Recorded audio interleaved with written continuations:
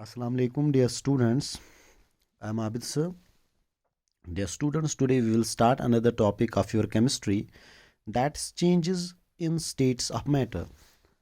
We have already discussed about the different states of matter, that is solid state, liquid state, and gaseous state.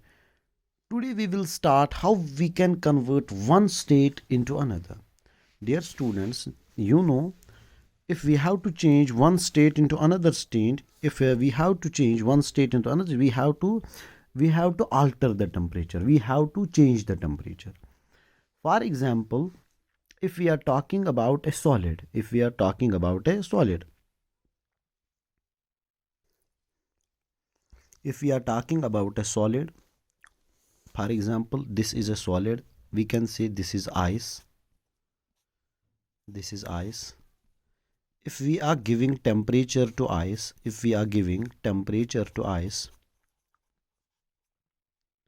this ice gets converted into liquid.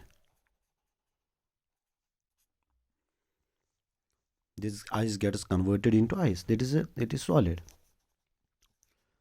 And the process in which solid gets converted into liquid is called melting. Is called melting. Now, what is melting? The changing of a solid into liquid. Changing of solid into liquid is called melting. This can be attained. How this can be done? This can be attained. This can be done by increasing temperature.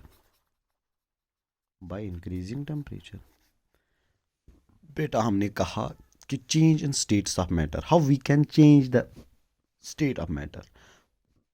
For example, how we can convert solid into liquid, how we can convert liquid into gas, or how we can convert gas into liquid. How we can convert these different states. We have to alter the temperature. We have to change the temperature. Either we have to increase or we have to decrease. The first process is called melting. Now, what is melting? Melting means changing of solid into liquid is called melting. This can be done by increasing temperature. आपको पता अगर आप this can be done by increasing temperature. अगर हमें solid को convert होगा liquid में, हमें टेम्परेचर इंक्रीज करना है. उससे क्या होगा? देखो, ये कोई आइस है, हम आइस को देते हैं टेम्परेचर, वो कन्वर्ट हो जाता है वाटर में. तो होता क्या असल में जब हम टेम्परेचर इंक्रीज करते हैं, by increasing temperature kinetic energy increases. By increasing temperature kinetic energy increases. Kinetic energy increase होती है, जिसकी वजह से पार्टिकल्स मूव करते हैं. काइनेटिक एनर्जी मैंने ऑलरेडी बोला है, जिसकी वजह से पार्टिकल्स ज़्यादा मूव करते हैं और ये कन्वर्ट हो जाते हैं दूसरी स्टेट में. तो टेम्परेचर से जब काइनेटिक एनर्जी ज़्यादा होती है तो अट्रैक्शन कम होती है पार्टिकल्स के दरमियान, तो ये दूसरा स्टेट चेंज करता है. तो समझ आया पहला मेथड, इसको कहते हैं मेल्टिंग. अब किस टेम्परेचर पे सॉलिड कन्वर्ट हो जाता है क्या लिक्विड में, मतलब सॉलिड किस टेम्परेचर पे मेल्ट होता है, उसको कहते हैं मेल्टिंग पॉइंट. उसको कहते हैं मेल्टिंग. तो मेल्टिंग पॉइंट का मतलब है the temperature at which A solid melts. The temperature at which A solid melts, उसको कहते हैं इज कॉल्ड मेल्टिंग पॉइंट. और मेल्टिंग पॉइंट क्या है वाटर का? It is 0 degree Celsius. Water का जो मेल्टिंग पॉइंट है it is 0 degree Celsius.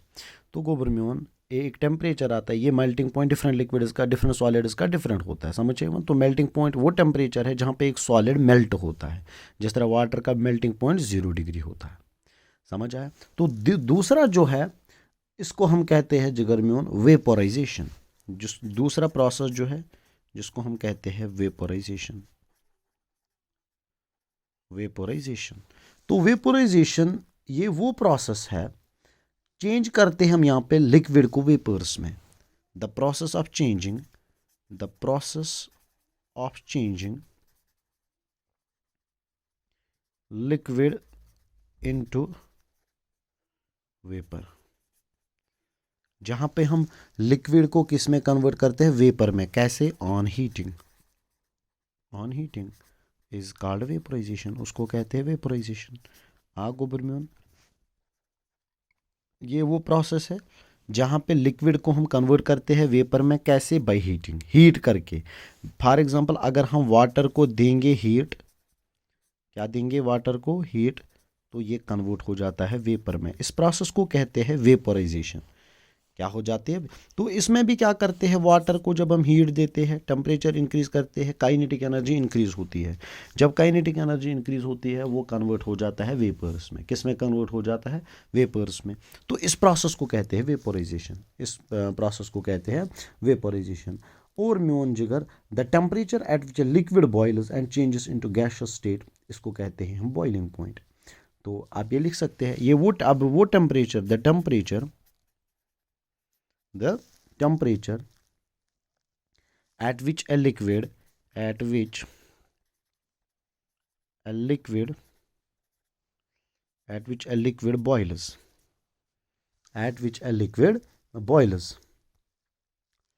and changes into gaseous state and changes into gaseous state is called boiling point, is called boiling point. मैंने BP लिखा है, it is boiling point. And water का जो boiling point है it is 100 degree Celsius.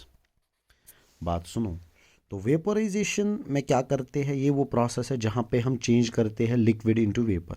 Liquid को vapours में convert करते हैं। वो कैसे कन्वर्ट करते हैं? जब हम हीट देते हैं, और इस प्रोसेस को वेपोराइजेशन कहते हैं। वाटर को हीट दी हमने तो ये वेपर्स में कन्वर्ट हो गए, इसको वेपोराइजेशन कहते हैं।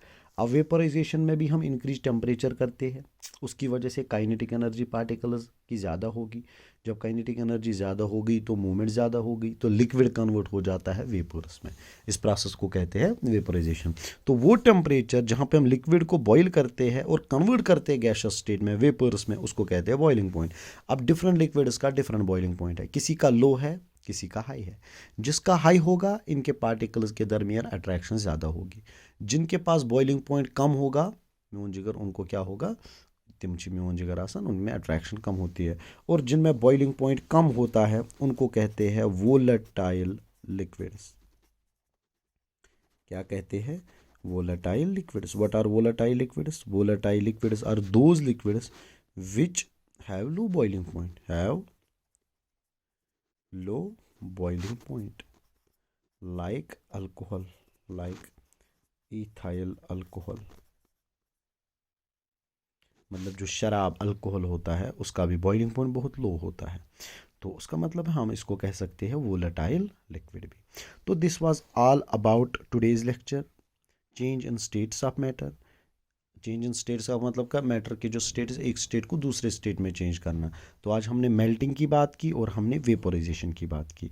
इंशाल्लाह कल हम और एक टॉपिक पे बात करते हैं।